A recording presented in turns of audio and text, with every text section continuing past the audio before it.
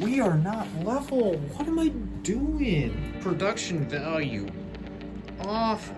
It's like my first day here on YouTube. Somebody asked me the other day, Andrew, why do you dress so nice? Like, why do you always dress to impress? And I said, well, when you got eye broccoli for a face, you have to direct attention somewhere else.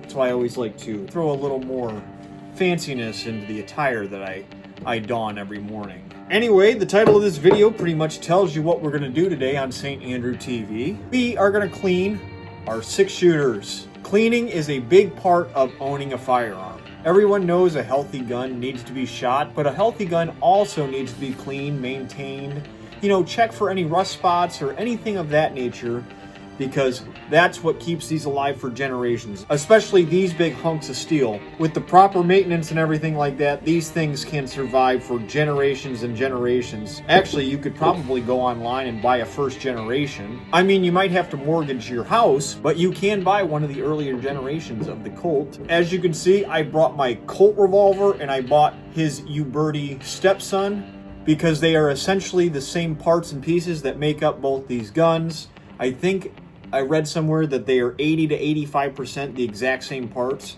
So this will just be a blanket over the Single Action Army and how to clean and maintain your gun. Everything that we're going to need is on the table in front of me, so I'm going to tilt that camera down and we're going to get started. So now that we're down here, what is the first thing we're going to do when we start cleaning? We are going to put both guns into half cock, and we're going to open up the loading gate and see if our guns are loaded. Safety first on St. Andrew TV, and everything seems to check out. No ammunition in the chambers. So the first thing I like to do when I'm cleaning my Single Action Armies, or the clones of the Single Action Armies, both of these have a base screw that holds the base pin in place.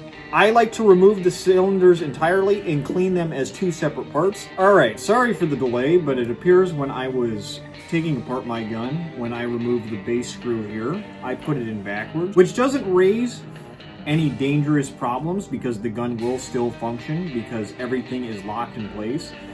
It just so happens that if you do that, it makes it an absolute pain in the ass to get that pin out to remove your cylinder.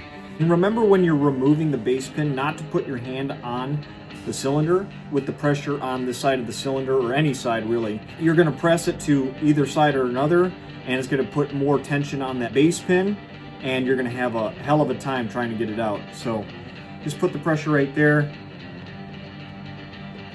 and pull. There you have it. Open your loading gate and your cylinder comes right out. We'll do this one. This one has been taken apart and put back together properly, so this one should just come right out like so. There's your base pin. Open the loading gate and your cylinder comes right out. Try not to mistake these. I'm actually only going to clean the Uberti today because this one's already gotten a bath, but I just like to show you that these are pretty much the exact same build. Like I said earlier, I think they're 85% the same parts. We're going to put this one back together real quick, and then we're going to start cleaning the Uberti. And when you put this back together, and you'll see it later in the video as well when you're done cleaning the Uberti, is you just pop the cylinder back in place, you press down on your base screw, and you just find the center of your cylinder like so. Pop it back in, and it's all back together. But I always bring it back up to see Colonel Cody. Now that we got our gun apart, let's go over the utensils we're going to use to clean it. Now, this is just a base kit that you can buy at your local sporting goods store. I have some cloths. I have a microfiber cloth here for the oil and just to give it a nice shine after you're done. So when we open this up, here's our 45. So we have our bristles here in 45, which is going to get all that fouling that has been built up over your guns. Even if they've been cleaned recently, you might come across that you missed some stuff. And I just send it down the barrel a few times. I take really good care of my firearms, so when I clean them, it's usually just precaution. I mean, if you have a day where you shoot 6-7 hours, you're going to find some schmut that's been lodged up in your gun barrel. You're going to have excess gunpowder sitting in random spots. But the bristles here are just getting into the rifling of the gun and getting whatever access you may have left over from discharging a couple rounds over the course of the day. And then I run it down the chambers as well.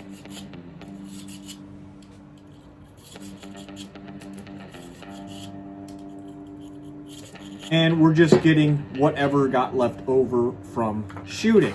Now that you've gotten the first part out of the way with the bristles, we're going to remove the piece and we're just going to put it back in our little kit here. The next thing we're going to do is we're going to take one of these cloths. And these are big cloths, so I always cut mine in half because you get double the amount for the same price. And these are relatively cheap, but I mean, a big bag like this will last you a long time, especially if you're a casual shooter. I just cut it in half. We're going to use both of these, but first thing we're going to do is we're going to get this piece here that's going to hold our cloth. We're going to put it in our rod here. We're just going to fish this little piece of cloth through the end, and it'll look something like this. Now we're going to take our cleaner here, and this is going to break down the stuff you didn't get with the bristles. And I'm usually pretty liberal with it because I want to make sure that my guns stand the test of time. So I douse my cloth in this and send it right down the board so it can get into the rifling and whatever miscellaneous spots that I can't get to with the bristles.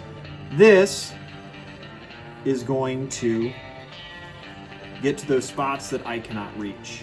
And I run it through the bore numerous times. As you can see, we're getting a little discoloration, which means I have missed a couple pieces of gunpowder, fouling, access lead that comes off the bullet when it's going through the rifling, whatever. We're getting all that out of there so we can have a nice shiny firearm after we're done. A little discoloration, but this one's relatively clean. I doubt I'd get any discoloration with the Colt over there because that thing's been clean and I haven't shot that in about a month. We take our cylinder here and I will run it through each chamber to make sure that we are getting anything that we may have missed. And now we're getting a little more discoloration. This is where the chain reaction happens, where that hammer hits that primer, which unloads the bullet from our casing. So you're going to get a little more schmut in here. We're really getting some discoloration in there. I'd like to point out that if your barrel is really dirty, say you had a day where you shot this thing for about 6 or 7 hours, you would probably have to change cloths in between barrel and cylinder because you'd have a lot of buildup and it would not be cleaning it if, you know, little cloth here was covered in whatever would have been in that barrel. I'm going to take this other piece of cloth, fish it through the end here, just like so, and we're going to do a dry run with this. All the cleaner that we just sent through there, and we're going to get anything that it might have loosened up in the rifling or miscellaneous parts of the barrel, and we're just going to clean it all up. And I usually rub it on certain sides, like right now I'm going through the top, seeing if I can get anything on the rifling, bottom, right side, and left side, and that looks pretty good. I don't see the reason to change a cloth. That's relatively clean. So we're going to run it through the cylinder now. We're getting a little more out of here, but like I said, this is where the chain reaction happens, where your bullet is getting hit and most of your debris is going to end up in your cylinder. And actually, we didn't get that much discoloration out of the cylinder as well. This is a relatively clean gun as of right now. So the next thing I'm going to do is I'm going to take this toothbrush. We see our cylinder here, and here is the bit that attaches to the back that makes it rotate when you cock the gun. Anything that's going to be really tough to get to, I usually take a toothbrush and I go through all the little crevices where any gunpowder or fouling or what have you can get caught up in there, and I just give it a good brushing. You can probably see that. That is pretty clean. I usually do this side just in case. Not as many crevices, but you never know. And then I'll usually just wipe it down with my microfiber cloth and get all the stuff that the toothbrush dislodged and just give that a good Rub down. yeah, rub down. Now every once in a while, I usually run a piece of cloth. Actually, I'll just show you because, you know, this is a tutorial and I want to make sure that anybody who buys a Single Action Army is accustomed to cleaning it because they are fun to shoot, but you do have to maintain them. So every now and again, I will take a piece of the cloth that I was using earlier and I will fold it a few times over, get it real narrow. I'll feed it through where the base pin sits to connect your cylinder to the frame of the gun. Sometimes that's easier said than done. And I'll just get it about halfway down the cylinder and I'll start turning it over and trying to get anything that might have slipped up in where that base pin sits. Got a little something there. We're gonna go to this side. Get it about halfway down the cylinder on the other side where the star is. And you're gonna do the same thing. Just be careful because the edges on this are very sharp, and if you catch your finger hard enough, you will cut yourself. But give it a few rotations and see what kind of stuff might have hidden up there. Your cylinder looks like it did when it came out of the box. Last thing we are going to do before we reassemble our firearm is we're going to oil everything. My uncle actually taught me this. Any moving parts on the gun, which in this case single action armies have very little moving parts, but every moving part that you see on the gun, he told me to oil it. And all the mechanisms, it'll bleed through there and get everything oiled up, and you're less likely to have problems down the line. So the loading gate moves, your hammer moves, your trigger moves, and your ejector rod moves. And you could even hit that base pin screw as well if you were so apt to do so. Anyway, I put a little drop of oil right where the loading gate connects to the frame of the gun, and I usually just open and close it a few times to get the oil nice and soaked in and make sure everything's getting its fair share. And then I will open it up and put a rag across it. The next thing I do is the hammer. So I cock the hammer back and I put a little dab of oil there. And I usually just run it a few times. I'll even put a little back here on the back side. And I will just hold the trigger down and just keep pulling the hammer back. And just get some oil down in the gun. Then I'll cock it, get the oil out of there, back into safety or resting. In these models, this actually has a removable pin that strikes the primer, so this can be replaced. I know older models, like older real Colt models, this was fixed in place and you couldn't do that, but this moves a little bit because it is replaceable, so I usually put a little piece of oil there and just kind of fiddle around with it, make sure the oil gets down in there. Not a whole bunch because it's not a big piece of your firearm. Now, I sometimes do the ejector rod, but I'm not going to do it today because we are facing no resistance on our ejector rod. Last thing I'm going to do is actually put it on the trigger and just kind of pull it and push it a little bit. Get it down nice, get the gun all oiled up and working properly, and then I usually just wipe it down. Now, sometimes if I shot it a long time or I haven't done it in a few weeks, I'll take screwdrivers, such as this, and I will go through every screw to make sure nothing's loosened up, because I've actually had the base screw before, after a long day of shooting, become so loose, I fired a bullet, and one of the screws that is in this particular mechanism actually fell off, and my base pin actually fell out of my gun.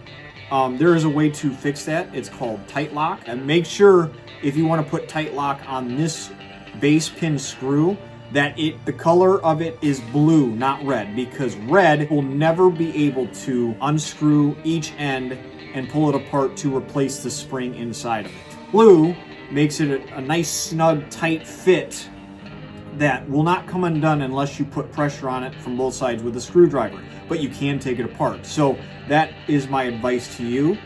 I actually do have blue tight lock in this, but red is a no-go. So red means stop, absolutely. Now also, every now and again, you could take apart your gun, remove the grip from the frame, and so forth. I mean, you have the screws back here that can remove, and you can take apart and give it a deep clean, but from the reports I've seen, you're more likely to do that with black powder because black powder is very corrosive. I mean, you're more than welcome to, and even then they say that the black powder doesn't even get into the frame of the gun or anything like that often. And before I do anything else, I'm actually just gonna take my toothbrush and run it across where the hammer comes in and the pin hits that primer, because that's where the chain reaction happens.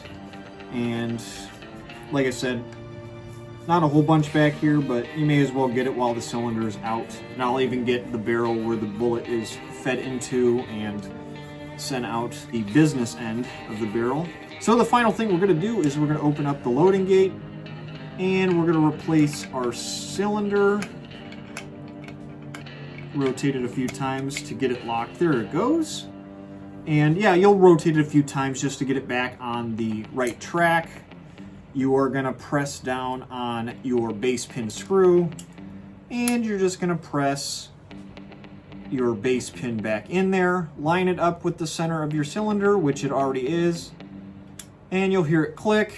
Your base pin screw will release, and your gun is functional again. That is it. We have successfully cleaned our Colt Single Action, or are you Birdie Cattleman 2, 1873. So I'm going to tilt the camera up and say goodbye. I hope you guys enjoyed the video. I hope you guys found it educational. I like doing stuff like this. I like trying to inform people, because these Wild West guns are definitely very unique and very fun to shoot. I appreciate everybody who's subscribed as of late.